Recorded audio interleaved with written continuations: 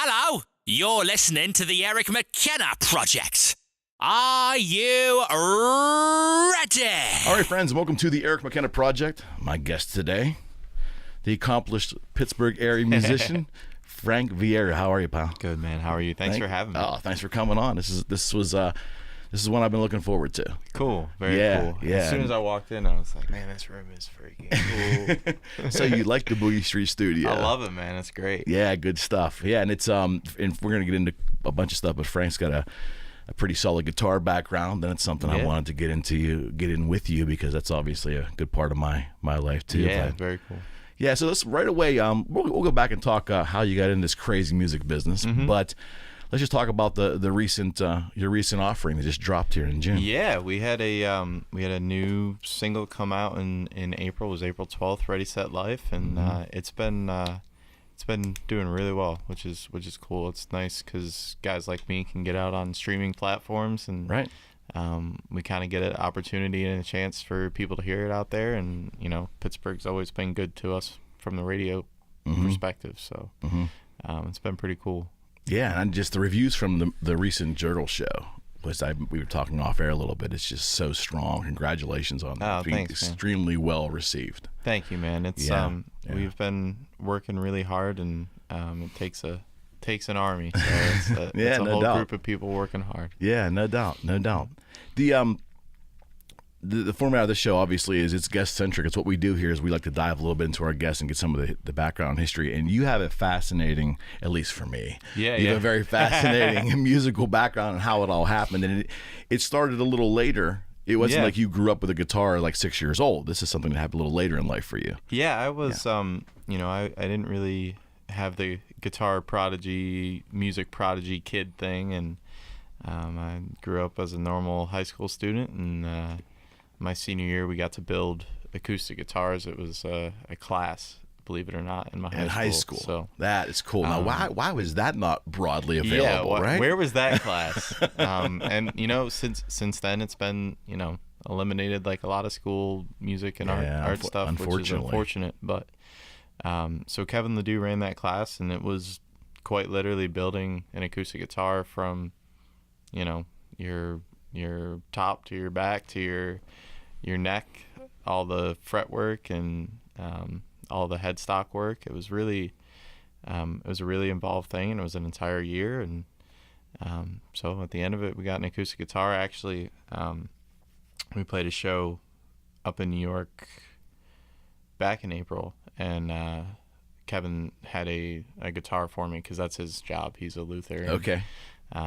Who happened to teach shop, right? That was his. So now I got my own true custom guitar, and that's pretty cool. Your own signature model. But in the process of that, I strung up the one that I built, and believe it or not, it still plays with a little, little funk to it. But it's pretty cool. Yeah, that's very cool. Yeah, that's something. My God, I can't even imagine how awesome that would have been to have a luthier as my shop teacher. And you know what? I think through that process, just the amount of work that goes into that, you kind of build a different appreciation for the music, right? Because it's not just about playing music; it's about the actual physical thing that you have to play music on.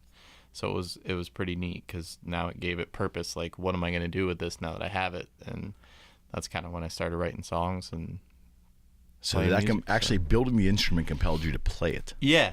Yeah, it's kind of a very backwards story because normally it's like, hey, I play music. I'd love to build a guitar maybe someday. Right. And for me, it was like, oh, this cool hands-on project. I'm going to build a guitar. And I'd always kind of loved and dabbled in music a little bit. But, all of a sudden it's like, oh, I have this thing I made. Let's put it to good use. Right. Okay, so you decide to learn to play. Now, how you would have been 18, 19, 20? Yeah, so I was, and I dabbled in, playing a little bit before, but it wasn't, it was like smoke on the water, and, whatever. Why does everybody go back to that song? Yeah, because if you really think about it, they wrote the perfect song melody, right? Because it's what everybody goes to, and it's memorable. and that's the way it works, you know. Yeah, no doubt, no doubt. But so I had this, and I started playing a lot more, and I got to college, and college at Robert Morris was a lot of free time my freshman year. So I'm not sure how to take that. Well, I was an art major anyway, so okay. So I learned to write and learned to play, and it was cool. Yeah, I can't imagine. Yeah, I can imagine. So, your first inclination, was it a country flavored rock? Or were you more into traditional rock and roll? Yeah, so growing up, I was, whatever was popular for my age demographic is what I listened to. So, 10-year-old me loved, like, AC/DC and all that stuff. And then you kind of go through high school, you like Eminem and Linkin Park. And right. Somewhere along the way, like, playing baseball. And sounds like and the 90s sports. To me. Yeah. Somewhere playing sports, I, picked up country music for the first time. And it really actually stuck with me. And at the end of high school there, and during your sports, your tenure of playing sports in high school, do you think there was a correlation there somehow? I think so. I think the correlation between sports and music has always been pretty strong. And you find a lot of guys that played sports move on to music careers, like like Sam Hunt's a good one, who's quarterback, and there's something about the nature of being on stage and sharing music that's similar to being on a field or on the ice or whatever you're doing. So. Got it. Did you make a conscious decision that country music was were you just pulled that direction? It's always fascinating to me because we all start the same way. Right. Our love for music. And I found in just talking with musicians all these years, sometimes the genre they grew up liking is not ultimately what they ended up performing. Yeah. You know what I mean? Yeah. I don't know if that's the case for me. I think I think country music really was something that I just drew to a lot harder than everything else, There's something about the realness of it and the storytelling that's appealing to me as somebody who's more lyric driven and was there one artist you can look back to and say this is the one artist that I was so wrapped up in what they were doing? Yeah, I think that 2009 Sinners Like Me Eric Church album was the, and there's a lot of guys my age that are doing this, that was their thing. And guys like Dirk Bentley was the first show I went to. But those kind of influences, all of a sudden, you're not only connecting great music with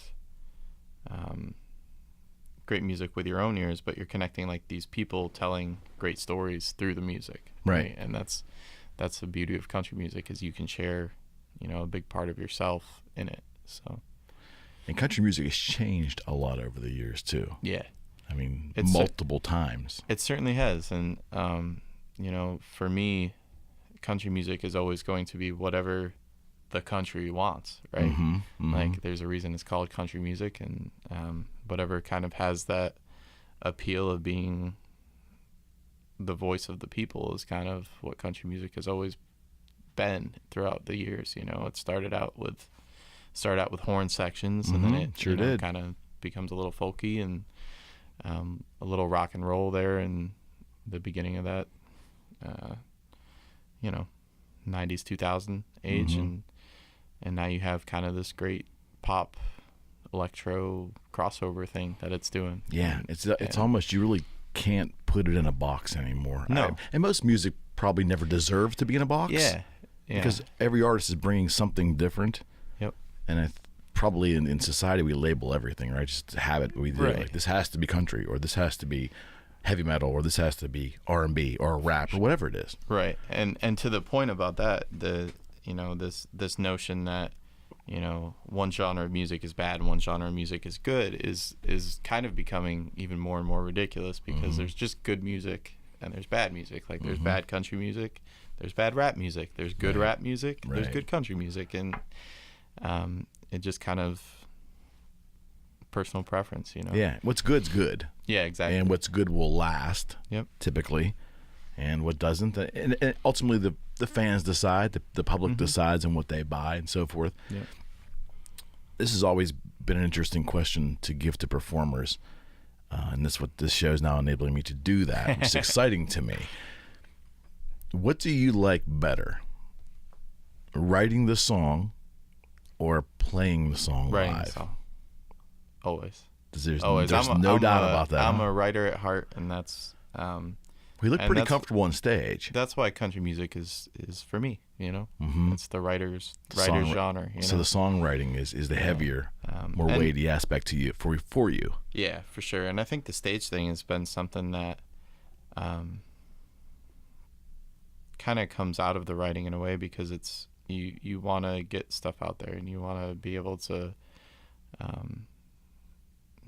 It's hard to write for just your own soul, right? Like there's little benefit in that, and so you want to get it out there, and the stage thing has been something that we've just worked on.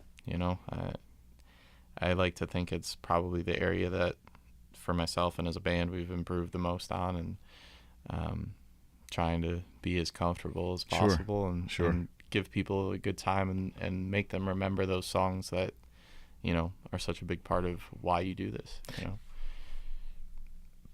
I had a performer tell me once, many years ago, that in their catalog, they were a very accomplished performer. Yeah. In their catalog was a great many songs that he wrote, and then he and a band member wrote. And there were some songs in there as well that they didn't write, that were written for them. Yep. And he said, invariably, like night and day, when I go to perform one of our songs or my songs, there's just an extra level of just excitement, an extra level of oomph that goes into it. Do you find that to be the same? Absolutely. I think that's there's 100% truth in that, and there's a different it's almost like even a different demeanor to it, right? Because you're instead of pouring yourself out into it, you're trying to capture a moment with other people when you're playing a cover, right? Like the cover stuff is for the people, and in some ways, when you're doing your own stuff, it's for you projecting on the people, and that's. But you're telling your own story with your own music, and you're trying to make believe someone else's story. Yeah, exactly. Right? Or I don't know how that exactly works. It's not necessarily like and it's not a fake thing, because you do kind of put your own spin on covers, and there's a way to make them, more individualized, which I love doing. I love that aspect of it. But at the end of the day, it's. When you play your song, it's just gets your heart beating a little bit faster, and What's the writing process like for you? Does inspiration come from anywhere, or can you sit down and write, or do you have to sit down and write when the moment comes to you? So I've worked really hard to make it more of a daily process. Okay. Right. Structured. And that's a big Nashville thing, is people down there write every single day, and that's kind of the goal and what you strive to, because then when those moments do hit, when you really want to be driven to write, it just makes that write so much better and so much easier, because you've given yourself the tools when you don't want to write to say, oh, all right, like now that I actually want to do this, what are the things that I'm going to pour into it that I've learned through the 500 writes I did before, so to me, it's both. It's inspiration for, some of the best stuff, and the practice is writing those songs that nobody ever gets to hear, and you're just working on your craft, So another musician told me once that, how did they put it to me? They said something in the essence, if any successful musician ever tells you that they just, they're pure inspiration. So they're eating dinner and they write something on a napkin, and they don't have a structured pattern in their life to write music. It's just they do it whenever. Yeah. Odds are likely it's all bullshit. That they do have a structured pattern. It's especially the artists that have been around for a long time, whether they're writing for themselves, whether they're collaborations, whether material's being brought to them. There still has to be something in place and some kind of personal discipline to get it all done and to be accessible when the inspiration comes. I guess that's what you were trying to talk about before. Yeah, it's not to get faithy, but one of the things in faith is to do your practice so that when the moments come, your heart is open, right? And it's the same thing in songwriting. It's you do your practice so that when the inspiration or the words finally hit you for something meaningful, you're there. Yeah. You're available to receive. Yeah, exactly. So those two things are similar to me. I think it's fascinating though, and I can't speak from experience. It's always something personally to me that was just seemed to be such an amazing thing to actually write, compose a song, and then play it. It's one thing. Then record it's another thing, and then play it in front of an audience. Yeah, that has to be an extreme joy. I would think it would be. It is, and I think for me, there's nothing. And we just did one of these for Peyton's Canines, which is like a great charity here, and it was down at Club Cafe as a songwriters night. And I think those moments when you can share a song for like the first time, and not that I've been doing this for a long time, but we've been doing it for a little while. Sure. And, sometimes you don't get those butterfly moments as often, and sharing a brand new song is always that. It's always that moment of I'm taking my heart and my words out for the first time. Like, what do you think of them? And that's kind of it keeps that energy good in playing music. So you're exposed. Yeah, exactly. Or you're exposing your soul. Yeah, exactly. So that's and there's the reality that sometimes those songs aren't as where you thought they were. So that's a good humbling barometer. That's a humbling as well, comment. Yeah, absolutely. Yeah. Yeah, we had Abby Albandanz on a couple of weeks ago, and he made a comment to me that I think was pretty. I think I'd heard something similar before, but it was really interesting to hear it even on a local level, in that how important the show is now. Yeah. And every year that goes by, it seems like this show is kind of even becoming more important than the music, and that's kind of sad to me. Yeah, and Abby and his crew put on a great show, and they do an awesome job with that, and we've. As a local guy too, we take notes of what other people are doing and what the nationals are doing. And for me, if you don't put on a national caliber show or try to do all the things that are going on nationally, you're just doing yourself a disservice because everybody's getting used to that, and we do tracks and we do the whole thing, and you try to give people your absolute best, right? And part of that is the show. It's part of giving people your absolute best, and making sure that when they remember your show and the way you played, it was undeniably good, right? Like I love the word undeniable in music, because if you're putting out stuff that isn't undeniably good, then you're doing yourself a disservice, because it's like a resume. Like why not put out your best all the time? Right.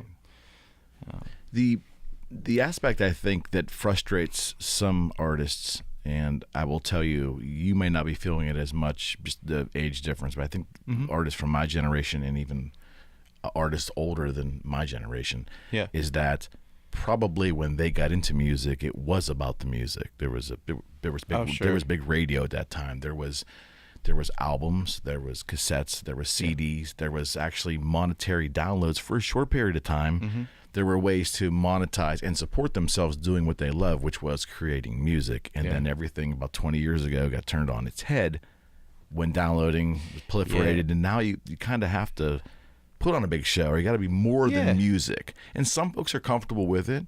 Some folks aren't comfortable with it. But and there's a variety of that too, because at the end of the day, you can put on all the show you want, and if your music doesn't back it up, it still falls short. And I think sometimes that's why we get so many one-hit wonders in life, is because it's really easy to create that flash. It's really easy for marketing and record labels to create a big flash, and if it doesn't have the staying power, it doesn't last. And that's, I mentioned the Eric Church thing before. That's one of those things that, you see in him is a guy that's literally just grinded his whole career, and, it provided a roadmap for guys like me who can say, look, we're building. It takes a level of tenacity to do that, though. Yeah, but at the end of the day, instead of getting, 1 million people who quickly saw you and liked that one song, you get 50,000 people who will follow you to the end of the earth, and those 50,000 people are the people you want. The loyalty. Yeah, and so back to the music thing and the realness of it. It doesn't survive without the realness. So you can dress it up as much as you want, but at the end of the day, good analogy. People have to connect with it. Now, you went to high school in New York, was that right? Yeah, from New York went to Vestal High School. Vestal. Golden Bears. Vestal Golden Bears. Look it up. Yes, sir. And by the way, we're filming this midday today, so Frank and I are not drinking beer like we typically do on this show, and I have respect Frank for doing that. He's got to go about his day and remain sober, and so do I. So we're having an early day show, so that's why you're seeing the water consumption instead of the usual red stripe, by the way. It's good water, too. It is good water, yeah. We don't fool around. We get the good stuff. That's right. So Vestal High School. Yeah. How did you get to Pittsburgh? College. So RMU Robert Morris brought me to Pittsburgh. Okay. And you never left. Believe it or not, one of the reasons that Robert Morris was even on the radar, I had grown up my entire life being a Pittsburgh Penguins fan. So we would take. Are you kidding me? No. That's so the Penguins play a part of the reason why you're here. And I think about it. I was 2 years old when they won their second cup in the 90s. Right. So Don't rub it in, Frank. Don't rub it in, Frank. I saw years and years of failure, and I was still a fan. Yeah. Oh, yeah. So they went through a drought. Yeah. Those entire 19 years growing up, I watched, aside from the mid-90s. It's funny in this town, though, how that drought seems to get overlooked, because the Pirates had a drought almost roughly kind of somewhat the same time frame. Yeah. Well, and the Pirates get killed for it. Yeah. Now the Pirates have never actually really won, so the Penguins have. But there was a drought as a Penguin fan. I think it's a more stomachable drought, but if you also think about it, there was talk about moving the Penguins to other towns. Yeah. And so fans forget about that too. Fans forget about sometimes the loyalty thing just needs to be there all the time and trust the process, Right. Right. And for the Penguins, it was a little different too, because they, during some of those down seasons, you still have Mario Lemieux, you still have Yager, and Crosby came along. They weren't 100% down seasons in the mid 90s. They had a star power to draw. But that that 2000s time was sketchy at best. So did you play hockey? Is that why you always loved the Penguins? Yeah, I did. I started playing when I was like 5 or 6. Okay. Upstate New York is Hockeyville. So, sure it is. Sure it is. That's kind of what we do. We're basically Canada. So. Basically Canada. Yeah. It's a very overlooked part of the country in upstate New York. So. And understood. And you got the Robert Morris, and Robert Morris you had an arts major, correct? Yeah. So they had a curriculum you wanted naturally. I did graphic and web design, and I was initially coming down here to play football, and when you're 5'9" and you're not lightning fast, it's a rough road. So was Joe Walton the coach then? Yes, he was. Okay. Yeah, he was, and so you kind of learned quickly that maybe it's not in your path, and so I moved on from that, and then I had time to pick up a guitar, so it kind of and you played all through college. Kind of worked. Yeah. Good for you. Pretty neat. Yeah, good for you. Yeah. The since you're a transplant to this town, naturally a big Penguins fan, we'll give you that. I'm from here now. Oh, you are a Pittsburgher. Yeah, you are. What do you love about Pittsburgh? You know what? I think for me, I've always enjoyed this idea that it's a giant town. It doesn't come across as a city to me, and it could just be that we've been here for a while, but it never feels like the rush of a New York or Chicago, and those are things that frustrate me. The busyness of it all, or the coldness of it? The busyness of it, and there's a level of community that's just here in Pittsburgh that's pretty special. And I think it goes back to the sports thing, you know. Everybody in this city rallies behind Pittsburgh. It's not a I don't know, there's something unifying about being about Pittsburgh versus being about yourselves, and Pittsburgh does that the right way, you know.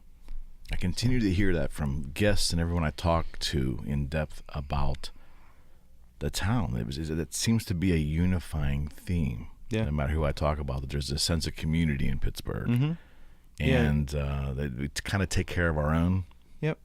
Yeah, there's a nice, I don't know, there's just a nice, that's Pittsburgh kind of thing, you know, and whether it's being behind the sports teams or just kind of the nature of the way the towns are, everybody knows where the Strip District is, and it flows nicer than other places, you know. There's no question. And the food's not bad either.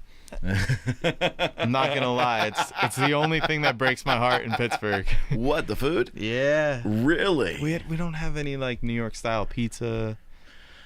Oh, okay. You know, we don't, like, aside from Primanti's, what is you're a pizza guy. I'm a pizza guy. I'm a pizza guy. I'm a barbecue guy. Barbecue's limited in Pittsburgh. I'll give you that. Yeah. I'll give you that. But there are some great restaurants here. There are some great restaurants in Pittsburgh. But you're a pizza guy. But I'm looking for, like, our staple food not being pierogies. You know what I mean? So there is I can see from social media there appears to be, and I apologize for not having it on the tip of my tongue, but from the photos anyways, a square cut style pizza from Detroit. And the company I think is called Iron something Pizza. I should know that before the show, but you brought it up and it's just on the tip of my tongue. But I've been dying to check it out. Their social media platform is amazing. They've obviously done their homework and they've got a pretty big following. We'll look that up, folks. We'll have to check it out. Iron. So yeah, but it looks almost Chicago style, but instead of round, like a deep it's dish square. Yeah, like supposedly they're doing pretty well. I think they're opening. I thought I saw they're opening a second location, but that's something to pursue. I'm sure there's. All right. So you're disappointed in Pittsburgh's my favorite pizza? Yeah. So I'm not gonna lie. When we had our son, I had 6 weeks, whatever it is, to take for leave and just be home. You know.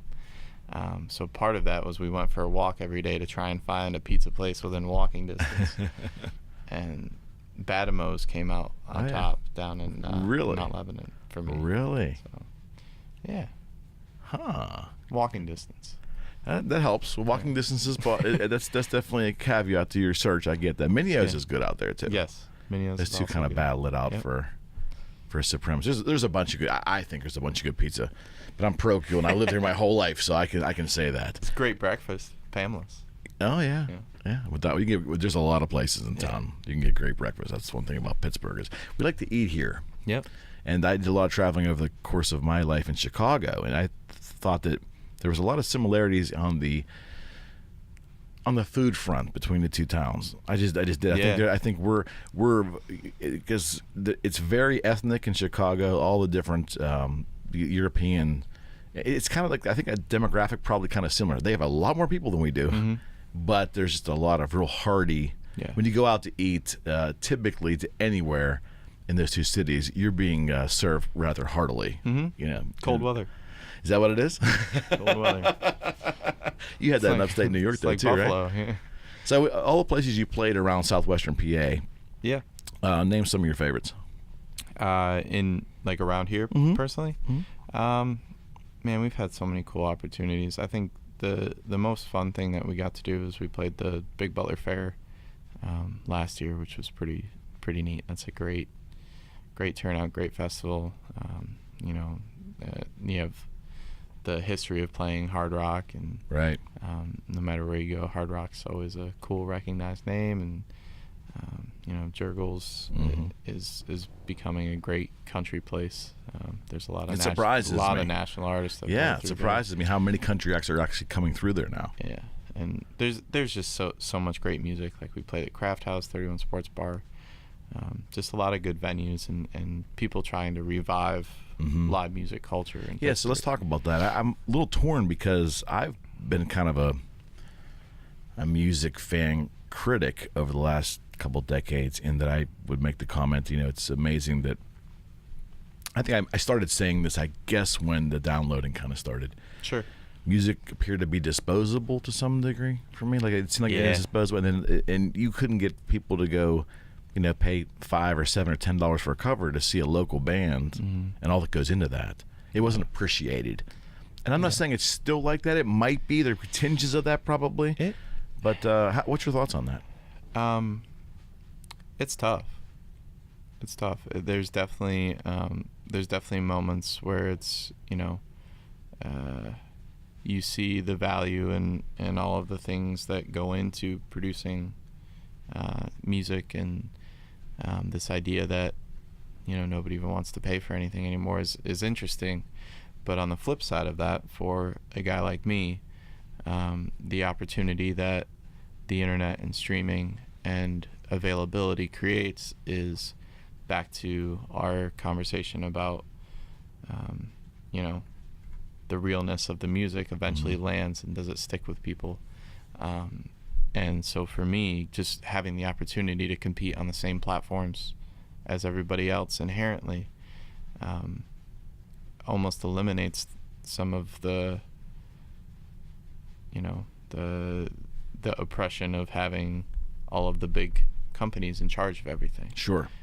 Because while people used to buy CDs and people used to consume whatever album was fed to them, now you have this world where you can be discovered and all of a sudden be on a national tour in much less time, in a different path than ever before.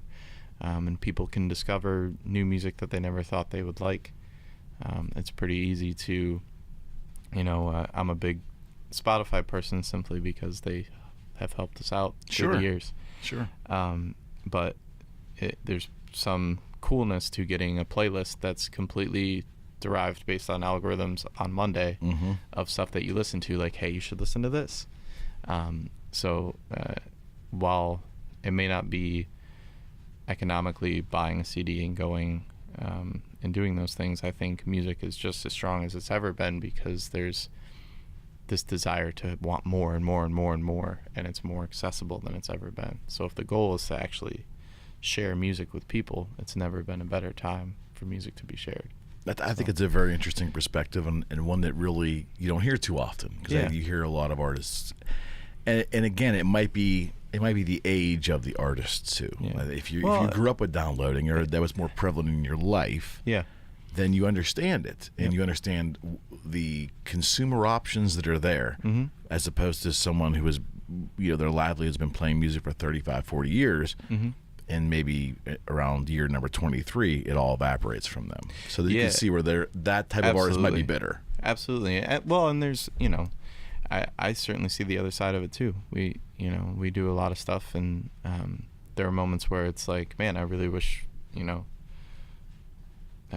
could sell a CD for this, or push CDs or push physical copies of things. But at the end of the day, it's all perspective. Like, if your perspective is to get your voice heard as a songwriter, those other things come and go. So some believe that music is disposable. And disposable is kind of a harsh word to use. I'm probably guessing you don't like that word. You probably think music. No, I don't. Music. I'm guessing that from what you said, that music is more readily accessible to more people. So that's the win out of the change in technology. Would you agree? Sure. And for me, that's a big win, because you get this strange realness, and like it or not, there was a very real element of what the people wanted when that Old Town Road song came out, right? And no matter your thoughts or feelings on the song. What's your thoughts on that song? To me, it's a lot of fun. I hear it and I know it's a good song. I don't know if it's country, and I don't know that matters. What does anymore, it matter? Yeah, what does that matter? So those, a song like that is proof of just how quickly things can spread through people and through humanity and through this newfound thing of streaming and the internet. So that literally just blows up overnight, and everybody tries to figure out what to do with it, you know. But again, I think it's great because I love the fact that that nasty thing we do called labeling everything. You have these major organizations, the country music organization, the record companies, companies that put on award shows. No one knows what to do with this particular song, this particular artist, and the amount of, number one, the amount of downloads that is sold, and how big this particular artist has gotten. No one knows what to do with this kid. He's a kid. Yeah. And it's amazing, and I think that's great. That's what music needs, as opposed to more of the old. Yeah, which would have been kind of pigeonholing or placing certain types of genres in boxes and labeling them and then not letting entry or exit from that. Yeah, I think the genre labeling is gotten rougher and rougher, and for good reason. But you know, the involvement in some of the company stuff is probably always going to be a necessary thing, because those people they have the knowledge and the ability to help you reach that without the 1 in a billion chance of, you know, whatever happens, you know, that special spark. So it's just a blend of all things, right? So that's just a cool time to be playing music. Yeah, I would always think so too. It's almost like the Wild West now. Everything goes. Everything goes.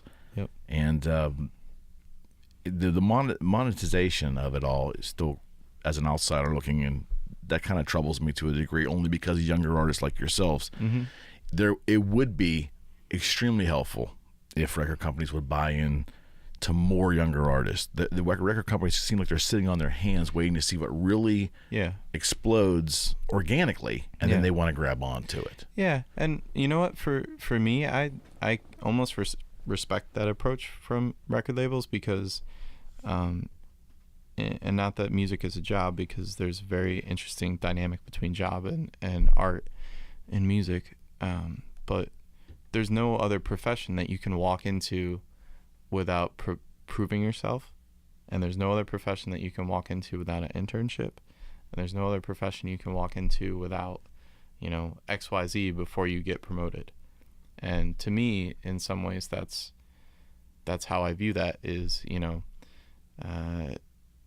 I'm never going to be just immediately discovered and run away with. Like, if I can provide a proof of concept and say, look, this really works, then all of a sudden, okay, you can have this promotion, right? And that's all determined by the fans, though. Yeah, but if you have your proof of concept, which is, you know, going out and proving it yourself and doing it independently and showing, look, we can have success with or without you. Why don't you hop on board and we'll have this much success? Right. You know, so to me, it's like any other grinded out position, you know. You spoke earlier about record companies spoon feeding music, maybe in the past, especially spoon feeding what was going to be a hit, what is it, and how many bands probably went by the wayside because one AR guy for XYZ record company didn't like them, or didn't want to drive that extra half an hour to go see them. Yeah. There's a lot of luck involved in that too, to a certain degree. Sure. But now everybody's kind of self-promoting. Yeah. And which, for a marketing guy like myself, is exciting. That's amazing. It's very exciting. Amazing to me. And I think now more than ever, the fans or the music buying audience or the music appreciating audience is more in control now than they ever have been. Mm-hmm. Because I think for decades, there you go. Not even drinking them or spilling stuff. Little Johnny's okay though. So anyways, I think now they're more in control because they're not being spoon fed for the most part. I mean, radio still has their playlists, and I even think that radio has to really, really pay attention now more than ever, terrestrial and even satellite, to what is really happening out there. What songs are really resonating with the audience, as opposed to just, I'm not saying that payola existed decades ago, but they had their playlists, and it was probably hard to get on there. And if the record company wasn't dictating what was being played, it just, not that it was a conspiracy, but it wasn't as open. Yep. And music appreciators had to really seek out something different. Sure. Don't have to do that anymore. Yeah. All right. Yeah. Well, we've kind of it's like, are you a Westworld fan? Yeah. So it's kind of like the whole bicameral mind thing of like, when do you stop realizing that the voice in your head is not given to you, but you have control of it. Right. And that's what's going on with music scene. It's a good analogy. Everybody who's consuming the music is suddenly realizing that they're actually in the driver's seat, and they can, to the point where, there was that thing with Ariana Grande and her fans basically boycotting one of her own songs so that they could put the other song at number one. It's pretty powerful. And it's very powerful, and that's that's just kind of the weird world we live in, where we've given so much power back to people in music. How could that be bad? Yeah. Why are we against that? Well, I would think that there's probably executives of certain music companies that are probably uncomfortable with that. Now, again, depending on their mindset, are they old school? Have they been doing it for 50 years and have like really gotten nervous with this change? Or are they younger folk who understand it and understand that there's power and there's opportunity there too? There's opportunity for music companies to really get behind artists that are really doing and making waves out there in the fandom, so to speak. Yeah, but you have to be monitoring that stuff, and you have to be on the pulse of. Yep. And there's no rules for that either. No. Right. There's no rules. All Wild West. Yeah. Like you said, and there's no, there's no proven method, right? Like music's always been like that. Everybody has their own path and their own story to get in to whatever their success is. So it's and it's never been, more available and open than it is now. So you're obviously a web guy. You get some background in that, and you're very astute in that field, from what I understand. So you obviously are paying close attention, though, to everything that's happening, and are you saying, okay, this is how we can maybe look at this opportunity or this opportunity or that opportunity? Because in the past, you would hire people to do that for you, right, or something similar. Yep.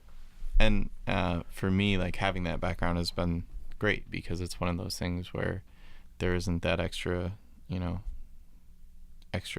expense or handing to somebody else to do something, and it's something you can research yourself and go find, and just through that, finding opportunities to get music out there and share in a way that can create organic success is the cool thing about the internet. You can discover if we push this to these people, is there an opportunity for, some algorithm to trigger, and then all of a sudden people who listen to these people are getting this song, and so it's really it's an interesting time, because there's so much technology involved, not only in the sound of our music right now, but in how it's consumed. It's and distribution too. Yeah. And I know that all sounds a little techie, but it's exciting stuff, because you referenced it earlier when you said like Spotify. Yeah. You choose like 3 or 4 songs, and the algorithms behind there will bring you additional music from similar style artists. Yep. And I'm sure as technology continues, the algorithms are better and better. Yep. Which should probably please more and more consumers. Yeah. Because it really will be more of the same thing that you really like. Yeah, exactly. And for the people at home who are connecting and still tracking with this concept of, the algorithms and stuff. Sure. That's why when you open your Discover Weekly on Monday, it's like, man, that's a cool artist. Man, that's a cool song. Man, that's a cool song. Like, they rarely miss. Yeah, there's one example where technology really is not creeping you out. It's actually helping you if you didn't think about it. As opposed to, was I just thinking about that product, and all of a sudden now I see an ad for it? Yeah. So I think that obviously it's kind of like, why go back to writing on paper when we have a computer in front of us and we can type. Well, how do you write? What's that? Do you write on computer or do you write on paper? I write on computer. Do you? I write on Notepad on my phone. Really? Yeah. And you write that way? Yes, sir. You're the first one that's ever said that. Yeah. Huh. How about that? So you're totally adapted then. Well, I don't know if it's adapted or if it's just the way that ease. I don't know if it's just the way I've always done it, right? Like I'm probably, I'm part of that first generation that just grew up with computers everywhere, and it was a part of my life all through. Sure. And we've had notepads on our phones since the Good Razor. point. Good point. Which it's been around for a while. Like sure. The way mobile phones are. Sure. So, yeah, that's always been a thing. And after everything I write, I voice memo it, and so there's hundreds of voice memos on my phone, and that's it. It actually sounds a heck of a lot easier than paper plates and napkins stuffed in your in your pocket as you go along. And I think a lot of us come up with great inspiration at times. We have no way to organize it. Mm-hmm. And, but it goes back to everybody doing things their own process, their own way, because there are guys my age and younger who are paper people, Notepad and I've written in with hand. them, and they got notepads full of everything, and right. They can doodle on the side and create inspiration that way. And do you write lyrics with the song in mind, or does the song come and then you fit lyrics to the song? I've always been variable. I think I try to have an open mind to however the process wants to flow through it. So I always come into a songwriting session with an entire list of titles, and then brainstorm a bunch of things about those titles, and then do it that way. Or if I'm just humming a melody, like what weird syllables fit into this melody, Do you write on acoustic? Yeah. Okay. Well, it's primarily because it's my limitation as a musician. There's nothing wrong with that. It's the greatest instrument in the world, of course. What's wrong with that? Nothing wrong with that at all. The reason I ask that is, again, just hearing different artists' process. Mm-hmm. Some will write with acoustic in hand and jot down, and some will write separately and go play a bunch of licks and go play a bunch of chord progressions and try to mesh everything together at a later date. Yep. Everybody has, not everybody, but there's people just do things their own unique way. Yeah, and one of one of the new things that has been really cool is with the ability to kind of digitalize everything. Mm-hmm. I almost find myself writing to like loops or a beat, right? So if I know that the chord progression is this, I can record that chord progression, and instead of focusing on playing it, I can just verbalize and brainstorm. That has to be an aid. It has to be in the background. That has to be helpful. That's an example, in my opinion, of using technology to really help the process for you, as opposed to having to organically play that. Yep. Yeah, and that's it fascinates me too that you were turned on to learning the guitar because you built one. That's a story I've never heard before. That's very, very cool. Did you take lessons, or did YouTube teach you, or the internet teach you? You know what?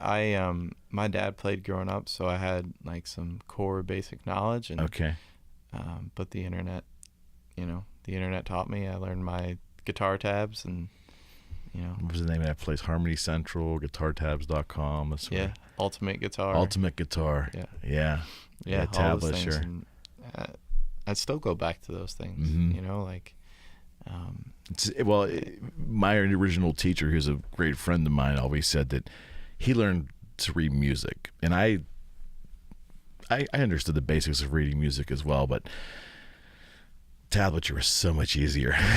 The cheating method, right? Yeah. But then it was funny because when I was learning, it was you print out 5 sources of tablature, and it basically is some fan's interpretation of what they hear. You need 5 different versions of the song until you figured it out. But it's an easy entry point for someone learning guitar, which is great. It is, and I think one of the cool teaching things that has gone on is somebody has taken the success of Guitar Hero and that model of the visualization of it, and actually broken it into an actual guitar where you can see I saw that the same game that you were just playing but on a real guitar. So it's kind of. You think that's helping? I do. Yeah, I think anytime you can, probably the dad in me now, anytime you can make learning an actual game or create a fun energy around it, it's going to be more productive than, grinding it out and, hey. See, I had a very negative view of Guitar Hero when I was in the guitar business. Yeah. Because Well, it was destroying the actual instrument of it, Well, what was amazing to me was one of the things about the instrument which I loved was it was something you could stand and perform in front of somebody, and you could see their reaction. But there was a pride of becoming one with that instrument and having that music come from you. Yeah. That was real to me. Right. When I saw that people were really enjoying not just playing the game, but there seemed to be, it was going broader than that. They were doing it in contests, and I saw that people watching people playing the game were impressed by it. Yeah. That was very unsettling, not just to myself, but all of us who were in the industry at that time. Right. I'm guessing 2007, 8, 9, or 8, 9, 10, or it kind of faded out after 5 years or so. But it was a rupture to the norm in the guitar world, I can assure you. Yeah. And so you're saying, and because I'm not really familiar with this, but you're saying what came from Guitar Hero is more of a instruction tool based tool now. And the guitars, pianos, that's good to hear then. Yeah, and I think the interesting about Guitar Hero is as much as people become proficient in an instrument, they're becoming proficient in Guitar Hero instrument, right? So there's still dexterity involved. Yeah, they're doing the same thing that we find enjoyable about playing an actual guitar in this weird. Well, that's a stretch for me, pal. Well, the same thing we admire about the proficiency of somebody who's really good. I get that part, but they weren't really creating the music. No. Yeah. But to some degree, there was this unique quality of. Wow, that's impressive. I guess. No, it's a great conversation. Yes, there was a dexterity, there was a memory learning thing that went along with the dexterity. So you were doing something that took some practice and maybe a certain skill set. But it was still electronic based, so you weren't really creating. Sure. Does that make any sense? Yeah, and out of that, hopefully this new wave of teaching tool is something that. I've seen things. Fender has something out now that's just really cool. That creates more guitar players and more musicians and more people who care about, the music. So actually, that's very positive for me to hear, because I really was concerned for a long time that guitar was going to become not relevant anymore. And you still hear people that think that's happening now, that guitar is becoming non-relevant. But then you hear people that are doing great in the business. They're selling a lot of lower-end guitars to new students, which you'd love to hear that too. Yeah. There's more people picking up the instruments, and there's certainly a ton of opportunities out there for guitar lessons. So that's kind of a trend I think that we're going to be okay. Yeah, I think so too. And that's, throughout humankind, music has always been a very important thing. So no matter how we're playing it or consuming it, it's always going to be a part of this, the human condition. Yeah, I mean the lute. The first one was a lute or something. It goes back centuries. Yeah. I mean, I can't imagine anything's really going to stop it. That's always been kind of what's been in me to believe. But I had a gentleman get into a discussion with me years ago about how it was going to fade. Guitar was going to fade out, and he made a compelling argument. But what was funny was another guy sitting at the table spoke up and said, "Well, the same thing was being said in the late 70s, early 80s when Moog and all the other synthesizer companies started coming out, that somehow synthesizers were going to replace guitar music." And you can look at decades of the 80s, maybe into the early 90s. There was an element of where synthesized music or keyboards, which is still an art form, playing a piano, but that style, that method of delivering music, the keyboard, the synthesizer, was almost on par with rock and roll. Yep. But it always seems to come back to the most organic form, which is playing that acoustic guitar. Yeah, and that's, you know, it's even going on in country music right now. Like, there's a big push to get back to traditional sound, whatever traditional country sounds like. But the real push is to get back to 90s country sounding stuff. That's what you feel now. That's what you feel is going on now. I think there's a lot of that. There's that, and there's also the... But what is 90s country style? Well, explain that to me. It's that, like, that Brett Mason chicken picking era, and, you know, all the Alan Jackson tunes, and... that goes back to the 80s, pal. Well, yeah.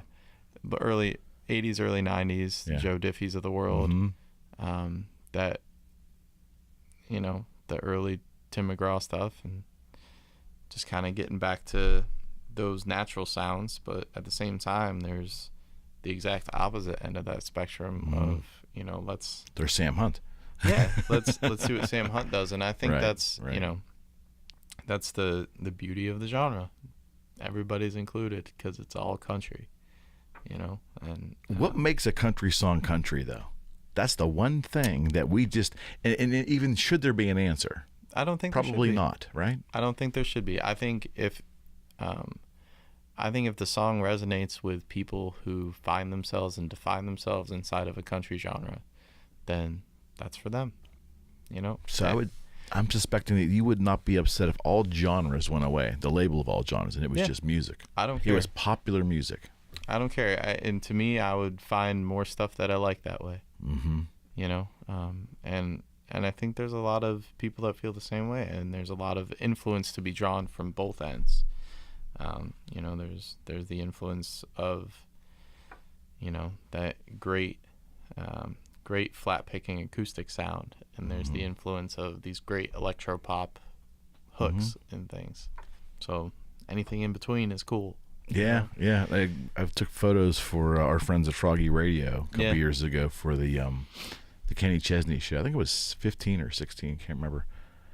And then the same year I went out and photographed the Jason Aldean show. It must have been 16 maybe. Yeah. And not being the biggest quote unquote country music fan, it was very interesting to me, and I really had a great time. But the differences were amazing. The differences between what Chesney does and then Sam Hunt. Sam Hunt, I thought I was watching a hip hop show for the most, which was fine. Sure. But it was something so different. Yeah. And you could see how it resonated different with the crowd. Each band had their own. Yeah. It was very pocket. It was very interesting. That was especially those bigger shows where you have multiple acts. But it still went over. Everybody went over. I think was it Martina McBride was on that show? I can't remember. It was a couple years ago. I don't think it was her. I can't remember. But you take the phenomenons like, you know, Chesney and Garth Brooks, and I mean, the country stigma is long gone there. Yeah. Garth Brooks is his own thing. Yeah. Whether it's rock and roll country, whether it's whatever, pop music, whatever it is. Yeah, he's his own genre. Yeah, he is. And Chesney's pretty much his own genre too. Yeah. And God love them. I mean, they've earned it. Yep. But I love the artists that and I don't like this word, but it's so prevalent, crossover. What does he mean anymore? Yeah. But just don't be defined. That one song sounds a lot different than their other stuff. Good point. Yeah. Good point. Yeah. So just do your thing and let the chips fall where they may. Yeah. And you know, I think country has that ability to do all those things, because when you look out at that crowd at a Kenny Chesney concert, there's, you know, a 14-year-old girl in the audience, and there's a 65-year-old man. Love that though.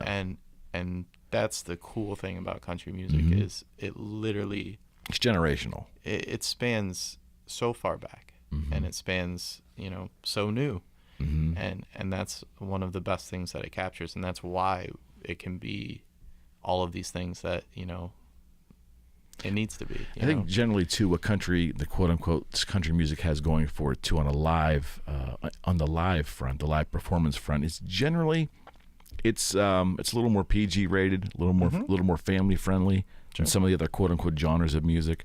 Yeah. And it's more cross generational appeal as well. I think that's what you're getting at too. Yeah.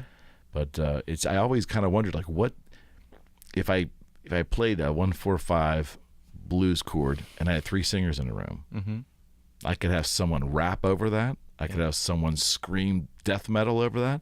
I could have a country singer with a little tinge of twang in there, do country there. I could have a pop singer do their thing.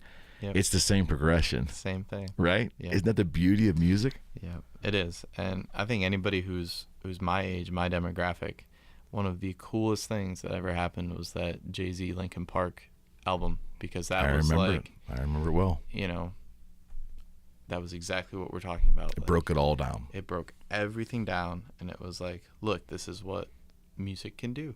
Mm-hmm. It can take, you know, section A, section B, and just make this weird section C thing. An amalgamation, which is section C. Yeah, it was really cool.